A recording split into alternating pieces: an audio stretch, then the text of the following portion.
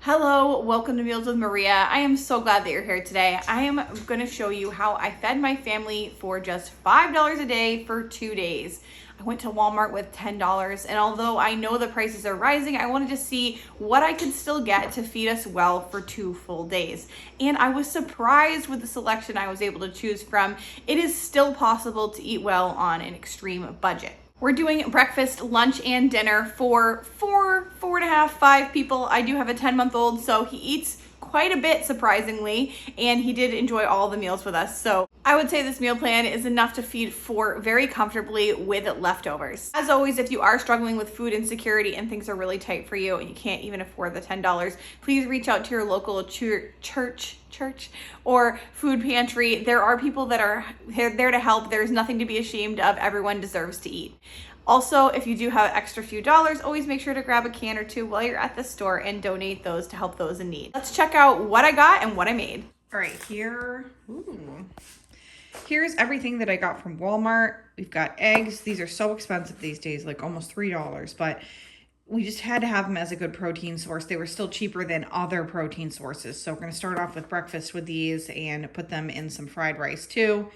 Got some mixed vegetables. We'll split those between 2 meals, using some for fried rice with our 1 pound of rice and some with these chickpeas, and I grabbed some cream of mushroom, and that will help with calories too. So we're going to add that, make like a little casserole. We'll also do a fried rice with vegetables, a couple of eggs and rice, and then we've got rigatoni with sauce, age-old classic, ton of sandwich bread so we can make, you know, I'm assuming we have some things a little bit on hand. So we've got garlic bread we can make with this to go with that.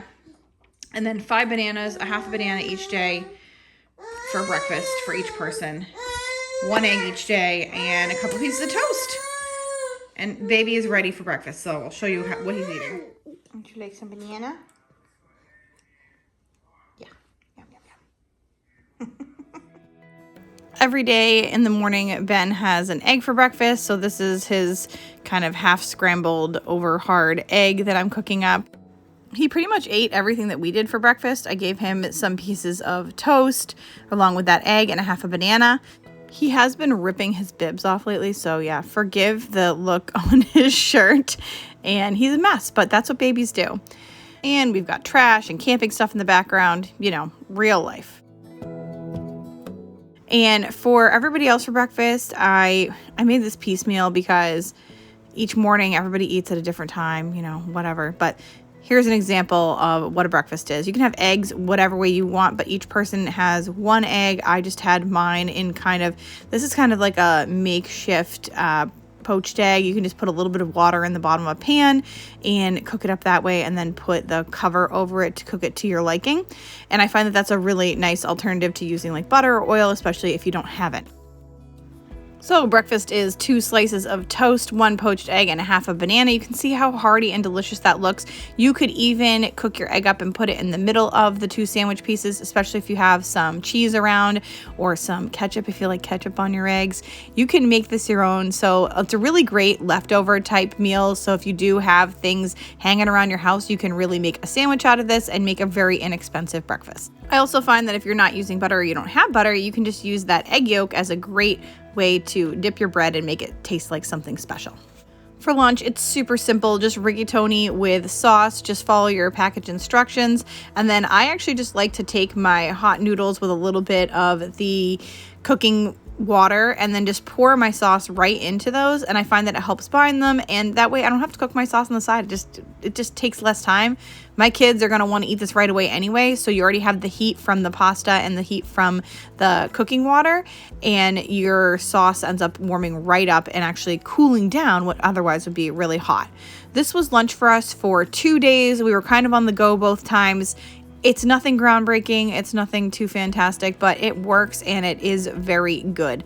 You can also serve some super simple garlic bread with this. Unfortunately, I did not get a video of it, but just take a little bit of butter or oil, put that over your bread with some garlic powder and Italian seasoning, maybe a little bit of salt, and pop that in your toaster, and you have delicious garlic bread to go with your pasta. Now there's going to be 2 dinner meals. You can switch them up to whatever nights you want, but on night 1, I did decide to make fried rice.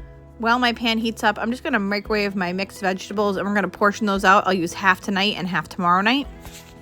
Off to the side in my rice cooker, I cooked up my entire 1 pound package of brown rice. You can cook that according to the package, however you like. Just cook it all at once. And then add 1 tablespoon of oil, whatever oil you have, or butter to a hot pan on high heat. Over the course of 2 days, we're using 10 eggs for breakfast, so we are going to use 2 eggs, the remaining 2 eggs, in our fried rice. There are other options here. If you have some fresh onion, go ahead and saute that up. That is absolutely delicious in a fried rice. If you have any leftover meat, that is also a good choice to add to your fried rice. You just want to quickly scramble up your eggs in the bottom of the pan, stirring constantly because you are cooking over a high heat and it will cook very quickly. Add about half of your rice to the pan and cook for about 5 minutes, stirring frequently. I really like to get my rice like a little bit crispy and definitely heat it up. To the rice, add about half the bag of mixed vegetables. The reason I always go for fried rice on budget meals is because it's so versatile. You're getting your protein, you're getting vegetables, and you're getting a starch all in one, and you can add pretty much anything that you have in your fridge to it. I mean, not cheese. Don't add cheese to it. You can add meat or any vegetable. For sauce on this, I'm using coconut aminos, but the Dollar Tree sells soy sauce, and they also sell this amazing teriyaki sauce that I have tried on a fried rice before, and I actually find that it's potentially sometimes even better than just using a soy sauce on it. So those are some alternative options.